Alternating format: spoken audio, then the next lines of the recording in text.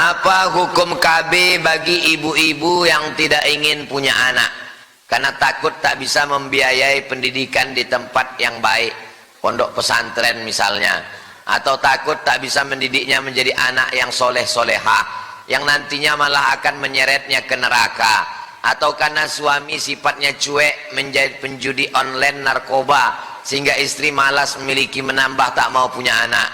Ini bertanya apa curhat? Sudah cukup membesarkan anak yang ada sehingga dengan KB sampai menopause. Bagaimana hukumnya Pak Ustaz? Tazawwajul walud al-wadud.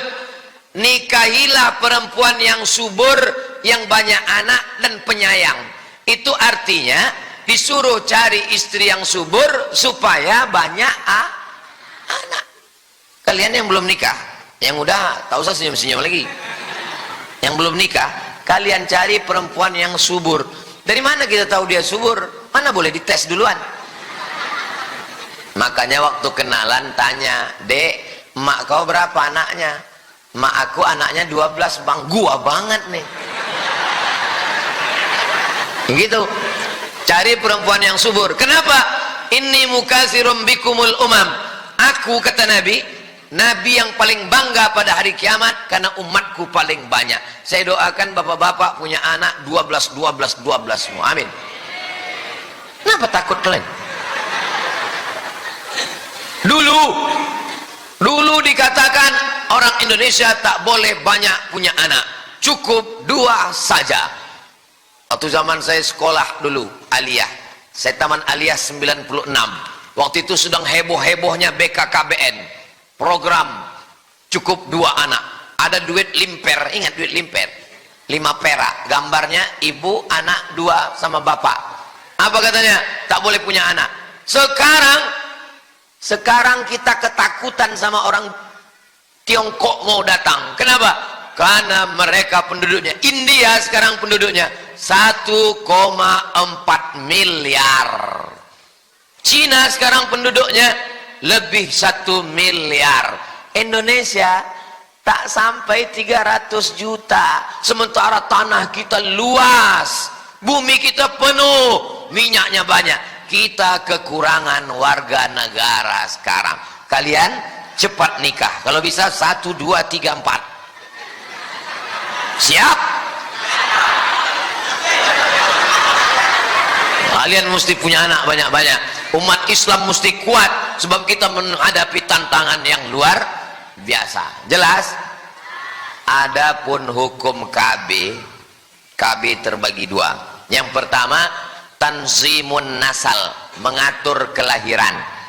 3 tahun, 3 tahun, 3 tahun. Yang kedua, tahdidun nasal, membatasi kelahiran. KB 2 jenis. Yang tahdid,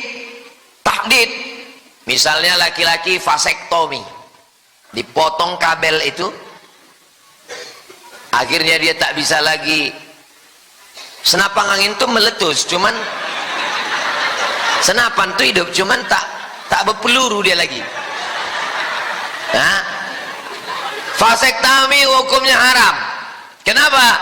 Karena dia memutus keturunan. Tak boleh dalam Islam memutus keturunan. Kalau perempuan yang putus tak punya anak lagi, itu namanya steril. Kalau perempuan sudah di steril, dia tak punya anak lagi. Haram hukumnya steril. Kecuali 1, perempuan yang melahirkan anak melalui sesar.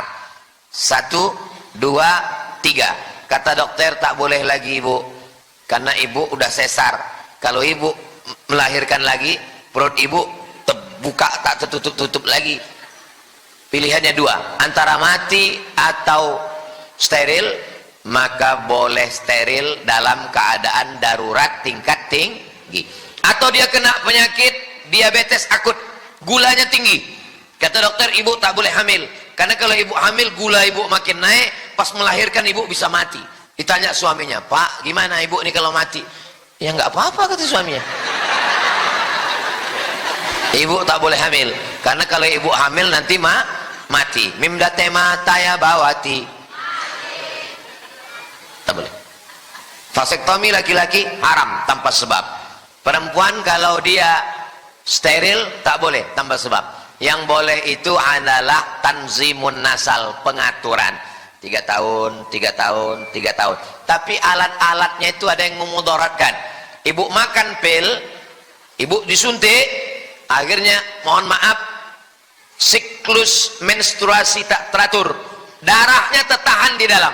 Darah kotor itu mesti dibuang tiap bulan karena disuntik, karena dimakan, tertahan dia di dalam, berubah menjadi kanker, menggumpal di dalam. Kanker macam-macam, akhirnya ibu mati gara-gara bapak yang tidak bertanggung jawab, mau enaknya saja, memang laki setan. Jelas?